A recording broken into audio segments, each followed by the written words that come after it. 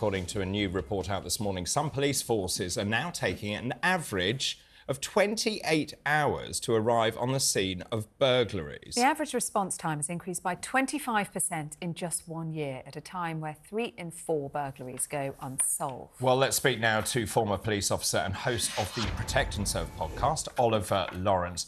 Oliver, these are dreadful statistics. They're really shocking statistics. People will be wondering why on earth it takes 28 hours for the police to turn up if you've been burgled. Yeah, they're absolutely horrendous. Good morning. Thank you for having me on. And if we look, this is something that's been creeping up on us slowly since 2010. When we look at significant cuts to frontline policing resources of over 20% of their budget gone, which has ultimately resulted in sort of over 600 police stations being closed across the UK, which ultimately has a significant impact on a police force's ability to respond to the needs and expectations of our communities.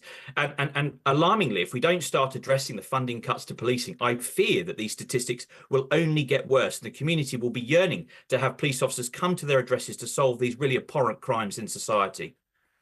Looking at these specific figures, a 25% increase in the last year alone, why that sudden deterioration in service?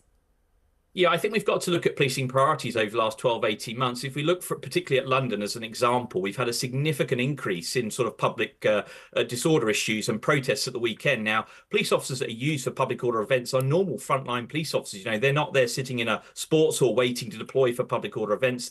They're men and women who work on the front line. They respond to these calls day in, day out. So whilst we're using all these resources and other policing priorities, members of the public who are the victims of serious crimes, such as burglaries, are having to endure these long and very unpleasant waits for police to come and solve their crimes. And as we know, for every hour that it takes for the police to get to them, the harder it will be to potentially solve that crime, with losses of CCTV, witness accounts, etc., etc. So tragically, it's a very bleak situation that we currently find ourselves in, which the government, if they were serious, you know, the party of law and order, would pay significant attention to. Well, the Tories keep telling us they've got another 20,000 police officers. You make a really important point, though, I think, about police stations. We don't see them anymore. They used to be in the heart of the community. You could walk in, find a bobby, tell them that you're worried about something. They've all pretty much gone. Yeah, they have done, and that is as a result of the police station closures. And I think you see, like, for instance, you look at the new policing plan for London under Sir Mark Rowley, he's trying to turn the table on that. But, you know, chief constables and commissioners of police across this country can only do what they can do with the budgets that they're presented with. We've also got other significant policing priorities, such as counter-terrorism initiatives, which have stepped up in recent times. And what we often find, tragically, is we start moving the ships around, moving the deck chairs around a sinking ship, and ultimately we start moving police officers from one area of policing to another, and within 5-10 years we've got another sort of issue that we're looking at because we've taken resources. You know, we look at police recruitment, police retention, police salaries. There are many issues across the vocation which once was incredibly attractive for people to join, and now with all the issues that are cropping up, it's really, well, this is what we're seeing, the fallout over many years of policing just being neglected. There's a big issue of trust as well, isn't there? I've lost count now of the number of times the police have been in the headlines for all of the wrong reasons. And then when you get statistics like this, when you're talking about 28 hours in one force to respond to a burglary, people just give up. They're not even going to bother calling and reporting the crime.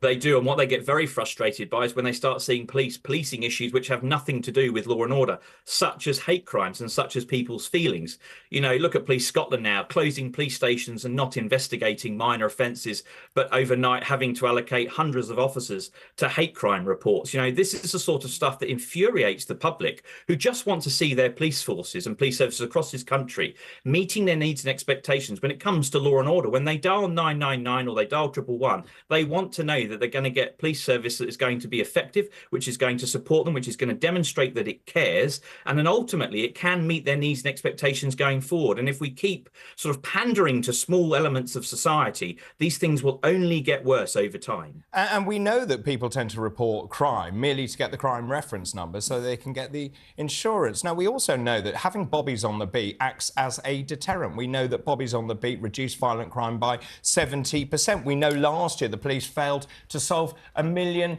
burglaries. Can I just ask you very quickly about the new sentencing bill, which essentially says that judges must be more lenient to those people from deprived or difficult backgrounds. We were talking to Peter Blexley earlier, and he said, you know, you really have to have one rule for everyone. You can't say we're going to discriminate on the basis of poverty or your education.